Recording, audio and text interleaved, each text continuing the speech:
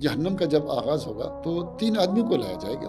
उनमें से एक शहीद होगा, एक आलिम होगा और एक सखी होगा। सखी से पूछा जाएगा कि मैंने तुम्हें माल दिया, क्या किया? वो कहेगा अल्लाह तेरे रास्ते में खर्च किया, जितना भी था सारा खर्च कर दिया। तो अल्लाह कहेगा कज़्ज़ब्ता, तू झूठ बोलता है, तूने माल इसलिए खर्च किया कि लोग तुझे सखी कहें। फ़कत कीला, वो कहा गया आज तेरे लिए जहन्नम है। हालांकि सखी का बड़ी फजीलत है, जन्नत के करीब, लोगों के करीब, अल्लाह के करीब, लेकिन यहाँ माल खर्च करके वो जहन्नम में जा रहा है, चूँकि वो माल उसने अल्लाह को राज़ी करने के लिए खर्च नहीं किया था। अब एक आलिम लाया जाएगा, अल्लाह उससे कहेगा कि हमने तुझे इल्म दिया, क्या किया? वो कहेगा अल्लाह तेरे रास्ते में मैं दीन पढ़ता रहा, पढ़ाता रहा, सिखाता रहा, जो इल्म दिया था वो मैंने लोगों को सिखाया। तो अल्लाह कहेगा कज़्ज़ब्ता, तू झूठ बोलता है, तू तकरीरें इसलिए करता था, तू तलाब थे, तू लोगों को इसलिए पढ़ाता था कि तुझे बड़ा आलिम कारी फाजिल कहा जाए। फ़कत कीला, वो दुनिया में कहा गया है। तो आलिम की इतनी फजीलत कुरान में बयान हुई, हदीस में बयान हुई, लेकिन आज जहन्नम में जा रहा है। क्यों? उसकी नीयत सही नहीं, इरादा सही नहीं, सोच सही नहीं, दिखलावा है, दुनिया में वाह वाह हो।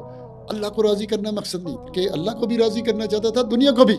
जिस शहीद की ये फजीलत है, जिस आलिम की ये फजीलत, जिस सखी की ये, आज उसको जहन्नम में डाला जा रहा है। क्यों? कि उसके अंदर रिया है, दिखलावा है। और अल्लाह के रसूल सहाबा पे डर रहे हैं, हमें कितना डरना चाहिए। अल्लाह के रसूल ने कहा कि अल्लाह ताला कहता है मैं शरीकों के शिर्क से पाक हूं। जो शख्स कोई अमल करता है उसमें किसी और को भी शरीक कर लेता है तो अल्लाह ताला वो अमल जो उसने खालिस अल्लाह के लिए किया, अल्लाह उसको भी छोड़ देता है। अल्लाह वो इबादत करता है जो खालिस उसके लिए, जो इसलिए लड़ता है, इसलिए कहता है कि इस्लाम बुलंद हो, अल्लाह राजी हो, वो बुलंद होता है। बाकी क्या है, सब का सब खराब, उसका बेड़ा गर्क हो गया। इसलिए मेरे भाइयों, मेरे दोस्तों, हमें शिर्क असगर से बचना चाहिए।